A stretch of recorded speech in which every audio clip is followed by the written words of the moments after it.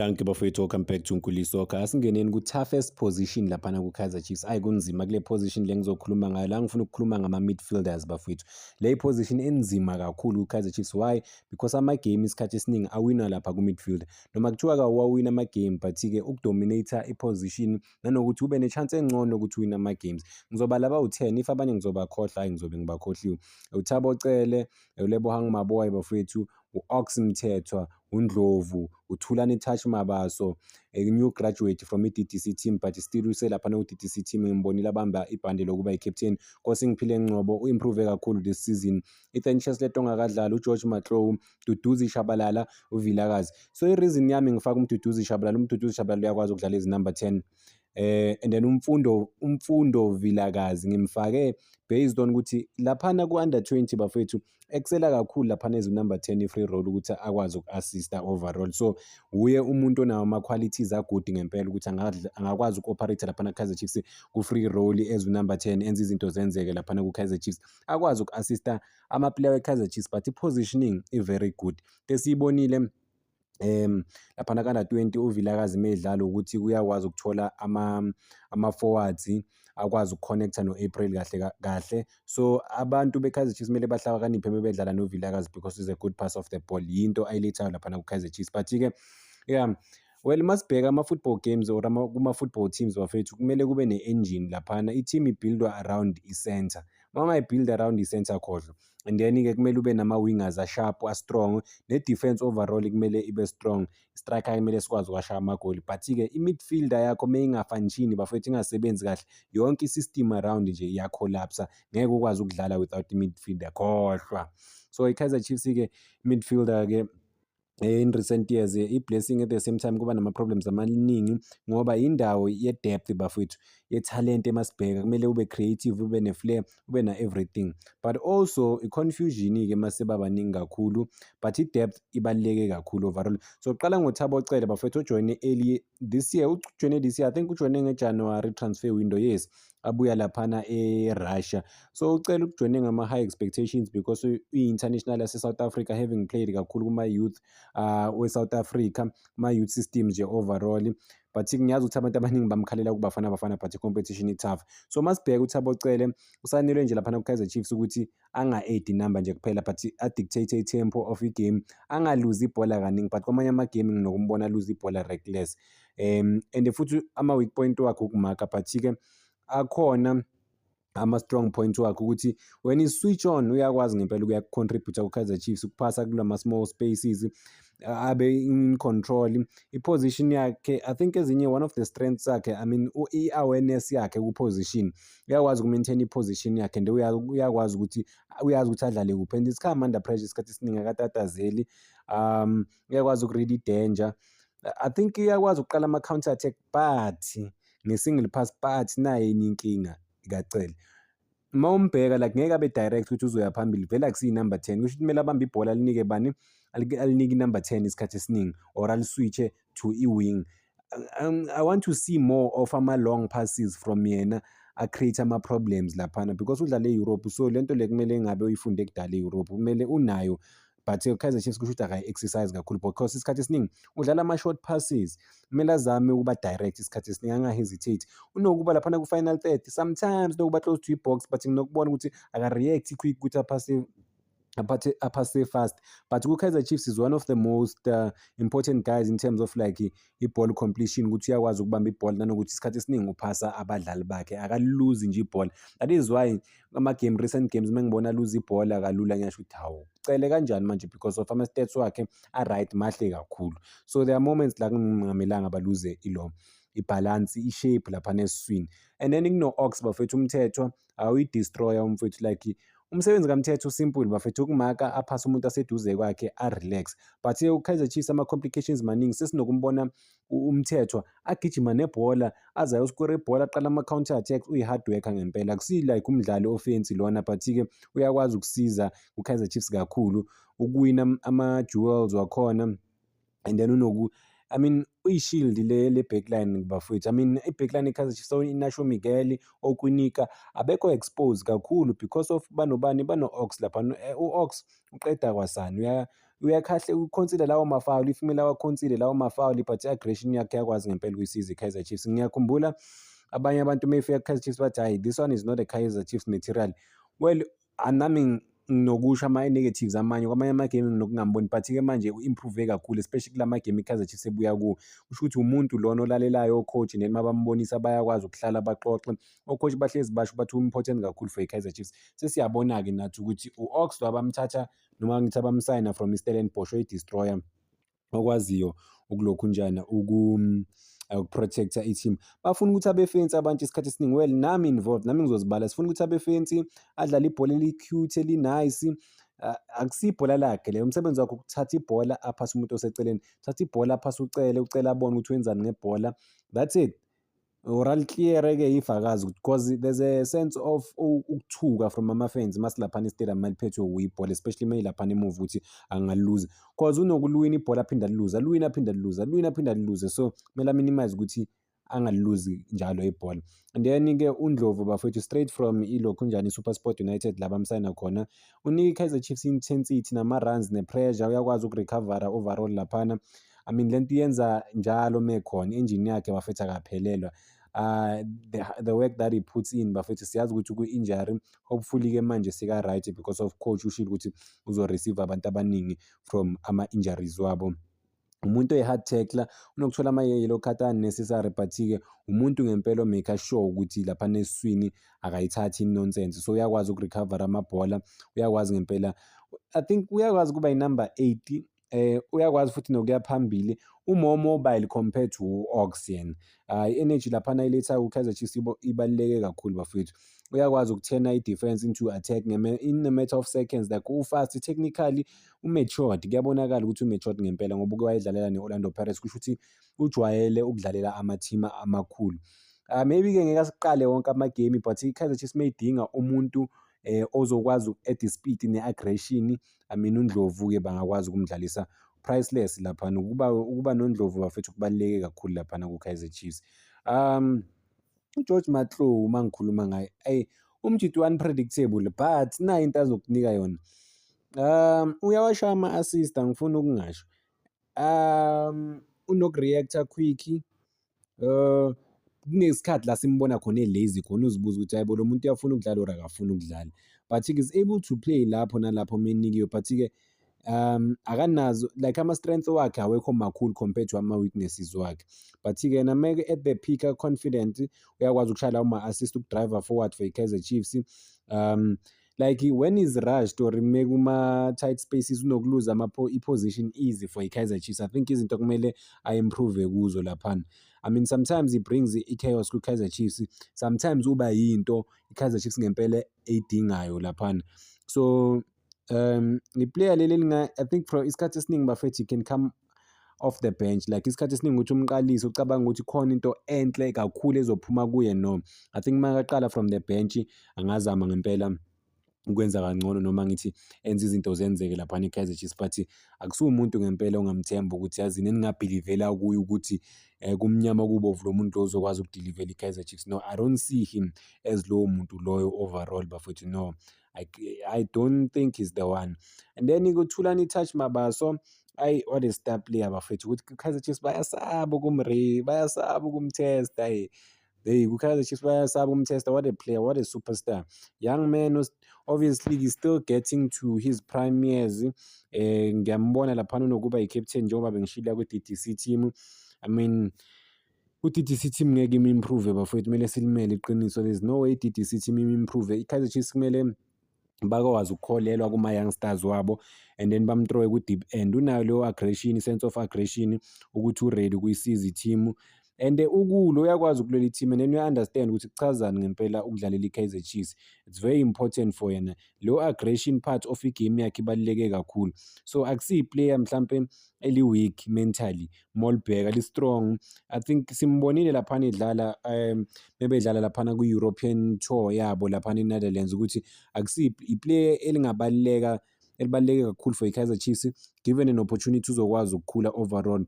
Confidence on the ball, like ama-qualities wakhe maningi bafethu, ziningi izinto i-Kaizer Chiefs engabheka isho ukuthi okay singakwazi ukumsebenzisa umfana kulama department lawa ukuthi akwazi ukungena asize i-team overall, but-ke as things stand kubonakala ngathi abakabi sure ngaye umfana. But-ke mina ngiyakholelwa kumfana ukuthi is the one. Noma kuthiwani is the one, like angakwazi ukusiza i-Kaizer Chiefs. Okay, akekho fancy njengamanye ama-player that much, but unayo leyo flair leyo, une-aggression, uyakwazi ukuqala ama-counter attacks, u-quick, like he's a good pass off the ball, unawo ama-qualities like angakwazi ukucontribute laphana asize i-team overall like i-Kaizer Chiefs. And then uLebohang Maboy, ngizothini-ke ngoLebohang Maboy bafethu, because sonke siyamazi ukuthi what is capable of, and yini iziphi izinto azenza laphana kuma-Mamelodi Sundowns nasebholeni lase-South Africa overall. Unama-qualities ngoba u-versatile kakhulu yena, ukuthi uyakwazi ukudlala kuma-different positions, kusho ukuthi yinto ayilethayo vele ethimini, ukuthi uyakwazi ukudrifta even wide, ungambeka even naku-wing akanayo i-problem, uzokuphefomela kahle kakhulu. So umuntu ku-Kaizer Chiefs ohlakaniphe kakhulu, nomuntu olethwe laphana ku-Kaizer Chiefs ukuthi azosiza i-team, hhayi okuningi, azosiza i-team a-add experience yakhe, akwazi ngempela ukubonisa lesi abanye abadlali especially ama-youngsters aba-guide, aba-lead laphana ukuthi okay is gonna be one of the leaders ethimini nje overall.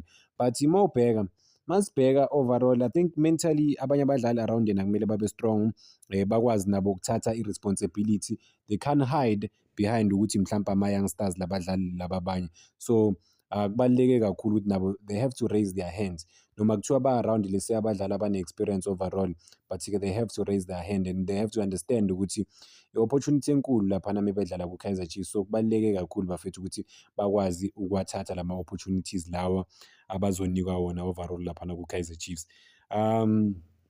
Omunye umdlali esingangena kuye uNkosingphile Ngcobo. What a player bafethu, I mean this season u-improve kakhulu umfowethu. I didn't expect, bengicabanga ukuthi kahle kahle sokuphelile ngaye ku-Kaizer Chiefs, but-ke isiZulu sithi umuntu akalahlwa bafethu.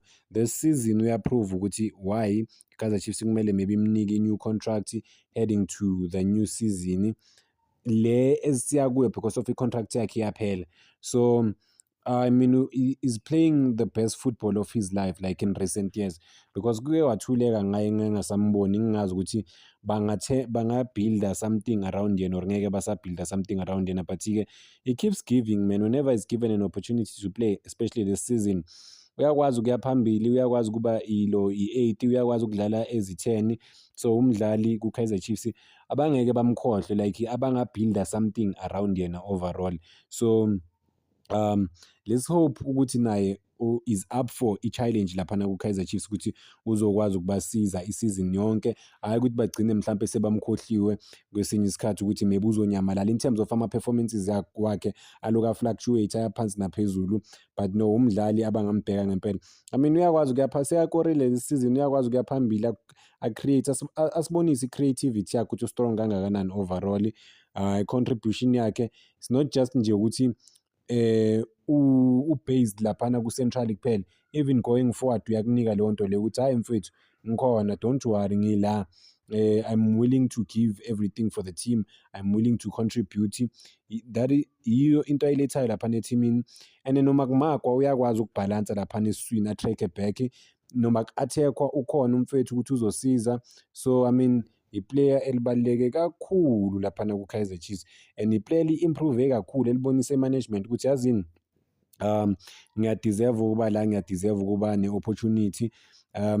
But-ke sokuzolala kuye, konke kulele kuye ukuthi yena uzomisela kanjani this season, because the season i-long bafethu, ayikho short. So the season will be very long for i-Kaizer Chiefs, even on the continental level bakhona. So yonke into bafethu kuye ukuthi uzoyithatha serious kangakanani this season, knowing very well ukuthi angahamba. I think amanye ama-player bayabona ukuthi i-Kaizer Chiefs seyawa-release ama-player manje underperformayo, even if bakurelease kuloni, kuyoba cabanga kunzima kangakanani lese ukudlalela i-team encane, la abantu bayaphupha, amaphupho abo ukuthi badlalele i-Kaizer Chiefs, wena ubuya ku-Kaizer Chiefs kuloni, ucabanga ukuthi uzofitha kanjani kulawo ma-teams lawo amancane, badlalela ukuthi babonwe abantu laphana ku-Kaizer Chiefs. Wena uya-reverse-a, uya kuma-team amancane, bakulona to ama-team amancane, and then ucabanga ukuthi mhlawumpe uzoba ne-opportunity ukuthi ubuye ngelinye ilanga ku-Kaizer Chiefs. It's not gonna be easy, it's gonna be very very difficult ukuthi ubuye ku-Kaizer Chiefs, but-ke umuntu akalahlwa njengoba bengishilo bafethu. We just have to, and then ongakhuluma ngayo Ethan Cheslett akakadlali this season, we're still waiting for him to play. sazi ukuthi bazomdlalisa ongeke bamdlalise laphana ku-Kaizer Chiefs. But-ke kuyathembisa manje, I think kuyathembisa more than before cause sesike sambona laphana ebhentshini. Bekhona la besibona ngathi uzodlala khona, sambona appear-a laphana ebhentshini but unfortunately azange adlale umdlali.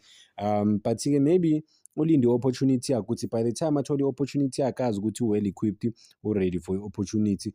But hayi, yabona uma uyibheka lento leya laphana ku-Kaizer Chiefs overall, hayi ayikho right for abanye abadlali ukuthi bahlale ebhentshini isikhathi esingaka bafowethu. I mean uma ufika ethimini noma kunama-difficulties wakhona, but-ke kumele bakwazi ukukuzama. As much as ubheke ukuthi i-team inkulu, yes, khona abadlali abaphefoma kangcono, yes, but baningi abangaphefoma kangcono, yabo? So nawe abakuzame ufeyilele-ke wena, they have to give you an opportunity and then uyafeyila on your own. Hhayi ukuthi bangakuniki i-opportunity at all. Hhayi, so that's not fair for amanye ama-player ukuthi bangakwazi ukuba-afforda leyo opportunity leyo ukuthi bazi-express-e, badlale, babonise laphana ethimini ukuthi bheka nathi sikhona, si-present, siyafuna uku-represent i-team overall. But yeah, a difficult season for i-Kaizer Chiefs, a difficult season for everyone who's involved laphana ku-Kaizer Chiefs. The boys have to really stand up and take their opportunities. Whenever you're given an opportunity to play, take that opportunity, because ungathola ukuthi eyokuqala eyokugcina khona ama-player anikwa i-opportunity eyodwa kuphela, eyodwa vo. If awukwazi ukuyithatha leyo opportunity leyo uzosola, ngoba uzophaphama ngelinye ilanga kuthiwa ngeke baphinde bakunike i-opportunity yokuthi udlale. So whenever you're given an opportunity to play as a football, you gotta take it, man, because it's not guaranteed. uMduduzi Shabalala noMfundo Vilakazi, ama-player-ke super creative. uMduduzi Shabalala u-number 10, noMfundo Vilakazi uyakwazi ukuthi akuba u-number 10, but u-versatile. Ku-Kaizer Chiefs banokumbeka naku-wing, but-ke njengoba bengishilo earlier on uma ngiyivula le clip ukuthi umuntu lo mabangambeka leni esayidini, mabangambeka mani ku-number 10, kula i-Kaizer Chiefs ezobhenefitha kakhulu ngaye eme laphana ku-number 10. But maybe bamreplace nobani, bamreplace batshentshisane noShabalala, uGustin Sirino, maybe bakwazi ukumbeka laphana esayidini. So lapho-ke mhlampe bangenza ey'bukwayo ngempela. Bonakale ukuthi ubani mhlampe ozokwazi ukuthatha i-opportunity kakhulu, cause iy'paces bafethu abadlali kumele bakwazi ukulwela zonke lezi ay'khala lezi, hhayi ukuthi usibani bani u-guaranteed ukuthi yena uzodlala njalo, no.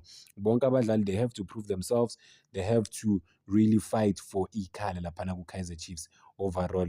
When you're not fighting for isikhala, you don't play. When you are given an opportunity to play, you gotta bring it. If you don't bring it, ngaphandle. But yeah, uShabalala siyazi ukuthi what he can offer for i-Kaizer Chiefs overall. But kukuye bafethu ukuthi yena ufuna uku-improve kangakanani, ufuna ukulokhu njani, uku-contribute kangakanani ethimini overall. Superstar, super talented, mentally kumele abe fit, kumele abe strong, asethele yena ama-goals overall ukuthi okay, ngifuna uku-achieve lokhu this season, ngizoku-achieve kanje kanje. Akhohlwe i-noise ukuthi ama-fans athini e-stadium, because ngihlezi ngimbone reactive laphana to ama-fans. Akakhohlwe leyo nto leyo, afocuse nje egemini yakhe kuphela, uzoba right. And then if ufuna ukuba celebrated ku-Kaizer Chiefs ukuthi abantu bangamkhohlwa for isikhathi eside, kumele nje azifocusele egemini yakhe. He will be celebrated, he will be rewarded mezokwazi ukufocusa egemini yakhe nje kuphela. But yeah, creatively singa-expect ama-assist kuVilakazi bafowethu, i-flair, everything. And isikhathi esiningi njalo mebamba ibhola uVilakazi ufuna uku-attack, ufuna uku-contributor for i-team. He wants to show the team ukuthi he's there, he's present, he's ready to die for the team. So akadlali nje for the sake of ukuthi uyadlala, uyalwa, uyi-emotional for yena, uyazi ukuthi i-opportunity engakanani ukudlalela i-Kaizer Chiefs, nanokuthi baningi kangakanani abantu ababukela i-Kaizer Chiefs whenever i-Kaizer Chiefs idlala. So uya-understand i-magnitude yokudlalela i-Kaizer Chiefs, unlike amanye ama-player ayadlala nje ngoba kuyadlalwa. But-ke not bafethu uVilakazi is loved by abantu abaningi because of i-talent lakhe. I mean, ne-passion yakhe, what he gives to the team bafethu is second to none. So yeah, ku-midfielder position bafethu, I think baningi kakhulu abantu abadlalayo. Ngiyazi ukuthi obvious abanye ama-defensive, abanye ama-central, but what we are seeing ku-Kaizer Chiefs manje ukuthi bazodlala ne-team lesi edlala i-low block, and then into kumele yenzeke-ke nabomthetho sokumele baye phambili laphana baqale nama-counter attack izinto ezinjalo. So i-versatility uma udlalela i-Kaizer Chiefs ibaluleke kakhulu bafowethu, i-very important. Singakhohlwa khona engimkhohlwe uGustin Sirino naye uyakwazi ukudlala ezwe number 10, ngimkhohliwe. Uyabona ukuthi bangakanani-ke abantu abakwazi ukudlala ezwe number 10 behind the strikers, contributing for the team. Wonke amajita kumele akwazi ukumisela laphana bafowethu, otherwise next season imagine bane-squad esingaka but next season kumele futhi bayobheka amanye ama-midfielders because of lawa abanawo awekho well equipped enough ukuthi aperforme laphana ku-Kaizer Chiefs. I mean, that's not good at all.